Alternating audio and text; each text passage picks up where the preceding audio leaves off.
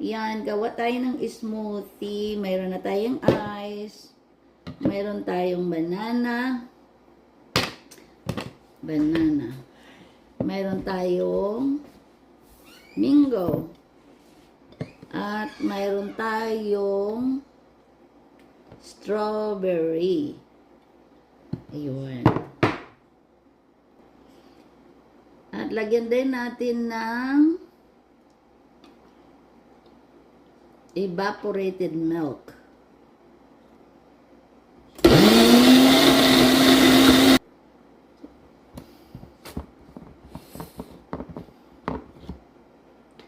Tadaan!